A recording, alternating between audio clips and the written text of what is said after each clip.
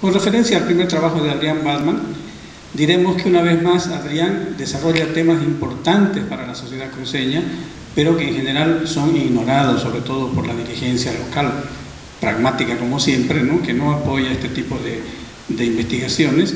Sin embargo, sabemos que estos temas se discuten en la fraternidad, en la comparsa, en el círculo de amigos, pero no se los quiere estructurar como conocimiento científico. Comencemos por el final. Deduzco yo que Adrián es optimista y él quisiera creer que la cultura de consumo cruceña, que es una combinación de la globalización capitalista y la cultura local tradicional, estamental que la llama él quisiera creer o lo plantea como posibilidad de que sea cohesionadora y unificadora.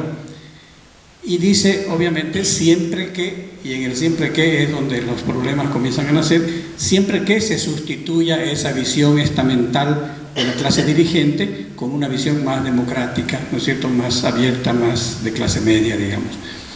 Entonces, él se pregunta si hay espacio para la formación de esa cultura y que esa cultura pueda ser realmente unificadora, pero, como digo, al mismo tiempo admite que hay que sustituir esa visión, que es la visión del conservadurismo cruceño, ¿no es cierto?, que está permeando toda la sociedad, que dicta las pautas de consumo, cuáles son los boliches, cuáles son las mises, cuáles son los automóviles, la ropa, los celulares, las ferias, los festivales, etc.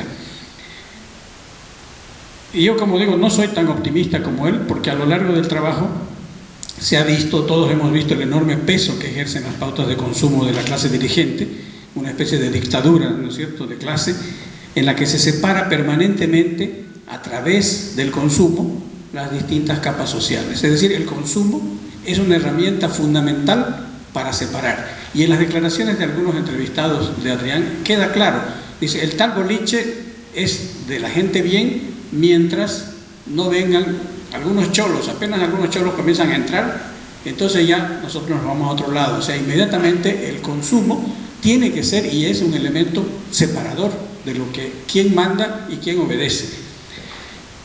Y es que en Santa Cruz, yo quisiera con este tema más o menos cerrar el comentario de Adrián, la globalización capitalista se ha dado sobre un terreno cultural muy fértil, sobre una, yo no sé si usar el término de la genética, de la biología, con una cierta predisposición hacia ese tipo de sociedad de consumo.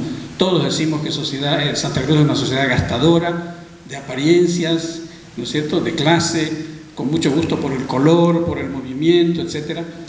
Y ese, digamos, maridaje fatal entre una sociedad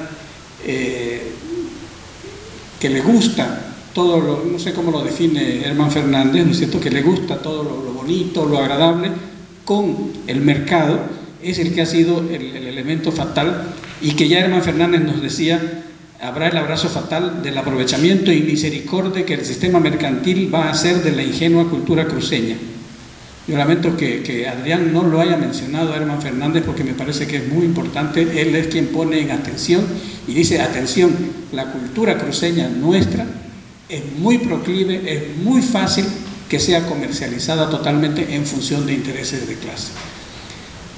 Para que exista una cultura de consumo que produzca cohesión social, obviamente son necesarios paralelamente cambios políticos que abran espacio para las potencialidades de una clase media, en la que se cancele lo que Adrián dice, la fascinación que ejerce la clase alta sobre ellos, que es dominación cultural y de clase, y se pueda crear su propia cultura, que será cultura política y también cultura nueva y una nueva cultura de consumo. Entonces, se ha abierto un frente sobre lo que son los elementos simbólicos, pero la recomendación sería de que no se olvide también los temas estructurales, porque son juntos los dos elementos los que van a producir los cambios que esperamos. El baile sobre la cuerda floja de Claudia Peña es en realidad una continuación de los planteamientos de Adrián, del trabajo de Adrián, es muy importante, y es obvio que el control de la clase dominante sobre todo el conjunto de la sociedad utiliza, como hemos dicho, el consumo como un elemento de enganche y separador, ¿no es cierto? Sin embargo, esta clase dominante tiene un colgandijo muy molesto, que según Claudia están comprendidos en la clase dirigente, que son los intelectuales, técnicos, profesionales, artistas, intelectuales en general. Este grupito es colgandijo y es molesto porque ella lo define como uno que baila sobre la cuerda floja.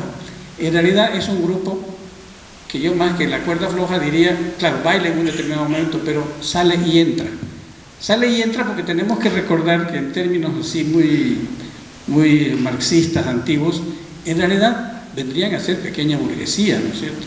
Es decir, no tienen medios de producción. Y tanto es así que Claudia los llama y dice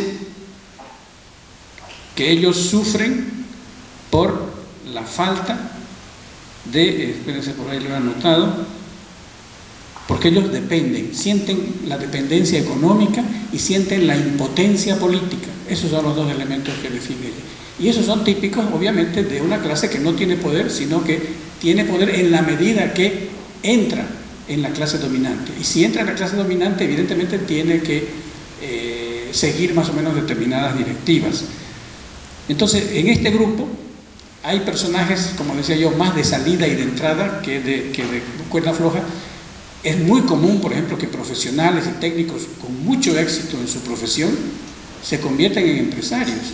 Un médico que tiene mucho éxito, por ahí abre una clínica y abre una cadena de clínicas, ¿no? Es decir, obviamente cambia de clase social, como también se da el caso de profesionales o sobre todo artistas que debido a los conceptos que manejan, prácticamente se excluyen con el tiempo de la clase dirigente y pierden esa base económica y social de trabajo. La imagen del artista incomprendido es clásica, digamos, de esa autoexclusión, cuando en un momento por origen de clase, por origen de familia, es muy probable que hayan sido de una familia acomodada, pero que han salido por el tipo de, por querer pertenecer a este otro ámbito, ¿no es cierto?